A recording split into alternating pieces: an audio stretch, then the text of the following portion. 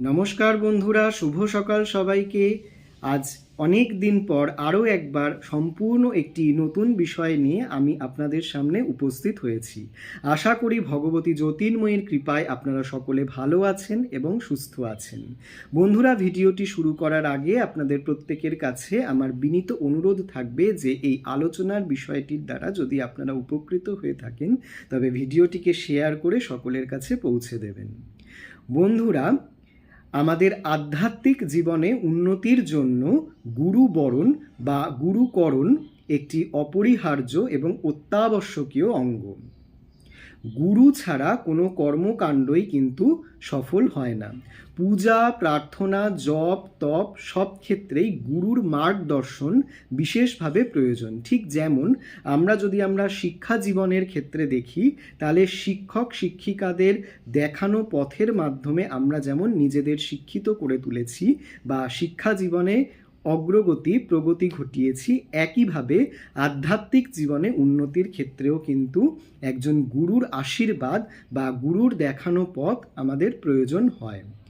এই গুরু কেমন হবেন বা গুরুর কি বৈশিষ্ট্য হবে, এই সম্পর্কিত কিন্তু অনেকের মনেই প্রশ্ন তৈরি হয়।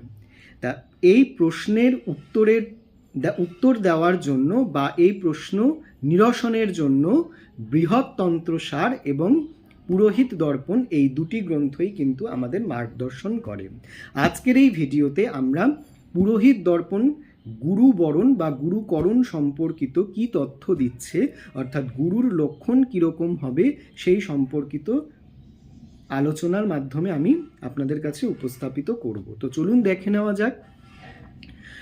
शांतोदांत कुलीनश्च विनीत शुद्ध वेशवान शुद्धाचार सुप्रतिष्ठित सुचिर्दक्ष सुबुद्धिमान आश्रमी ध्याननिष्ठश्च तंत्र मंत्र विशारद निग्रहानुग्रहे शक्त गुरुरित्त विधीयते ऊर्ध्वन्तं चैव संहर्तुं समर्थो ब्राह्मणोत्तम तपस्वी सत्यवादी च गृहस्थ गुरुरुच्यते।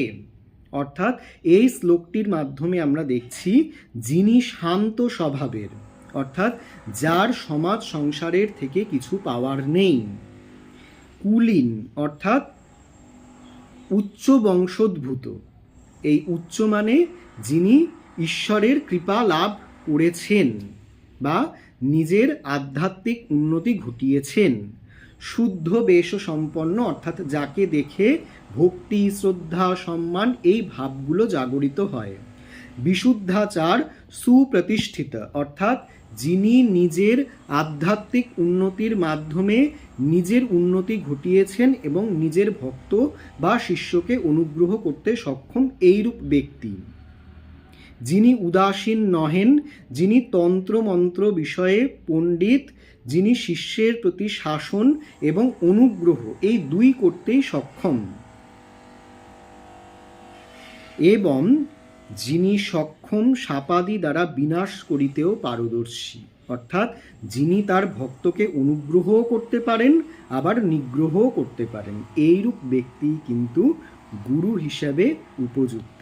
কারণ আমাদের অনেকের মনেই দীক্ষা গ্রহণের আগে আমাদের অনেকের মনেই প্রশ্ন আসে যে আমি তো দীক্ষা গ্রহণ করব, কিন্তু গুরুকে চিনব কিভাবে। এই পুরোহিত দর্পণ কিন্তু গুরু বিষয়ে আমাদের এভাবে মার্গদর্শন করেছে। পরবর্তী ভিডিওতে আমরা এই সম্পর্কিত আরও বিস্তারিত আলোচনা করব। ততক্ষণের জন্য সকলে ভালো থাকবেন এবং আমার পাশে থাকবেন। নমস্কার।